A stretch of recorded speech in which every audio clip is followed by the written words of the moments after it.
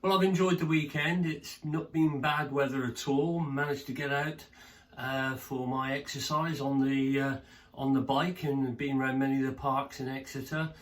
People social distancing, enjoying themselves, and quite importantly, Friday, of course, were the VE Day celebrations. Don't know where, don't know when, but I know we'll meet again some sunny day. Our bin crews are working very hard and very diligently.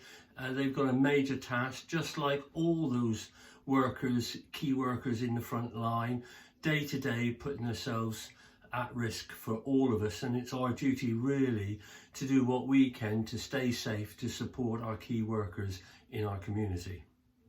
Well, of course, not everybody sees the work we're doing. There's a lot of work going on in the background. I've spoken before about how we've got together a board of key players and agencies in Exeter, ranging from the university, the college, the Chief Constable, construction companies, the Chamber of Commerce, Great Western Railway, the bus company. I can go on for all the people we've got on there. And of course, all our interest is about building back better and how we want to see Exeter and our sub-region come forward. We obviously want to get back to where we were economically, being a driver in our area for jobs and growth and clean growth, but we want that to be different. We want to improve, improve our economy going forward, but we don't want to replicate some of the bad stuff. Carbon is very important to us. We've got the 2030 carbon neutral document that we've now produced. We're out consulting on that. There's a number of work streams we want to deal with that, and we intend to be doing that over the next weeks, talking to our partners in Exeter. The council can't do everything on our own. I see our role is basically to facilitate and work with business and those key agencies in and around the Exeter area. At the optimum time, there's about 130,000 people that this city grows to during a working day.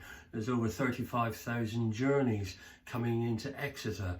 I'm not so sure we want people to be travelling in that way, but it's a big challenge, particularly now when people are being told that should they be returning to work, they should avoid public transport. That poses us a dilemma on the climate question, and we need to work together to make sure that we can build back Exeter better. I'm absolutely convinced that the city can come back.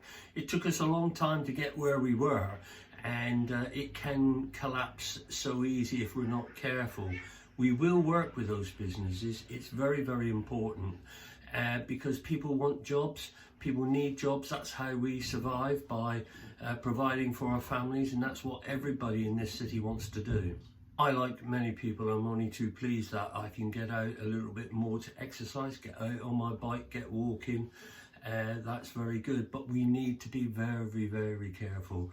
That R factor that we now all know about is so important. The southwest could easily spike again if we're not careful.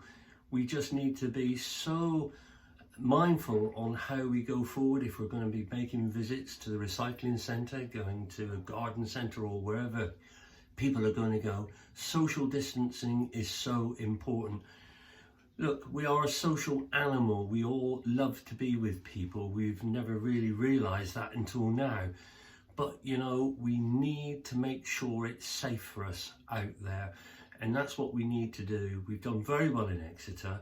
I want us to continue to do well in Exeter. If we're all doing well in Exeter, well, our future is looking really bright, and that's what I want us to do.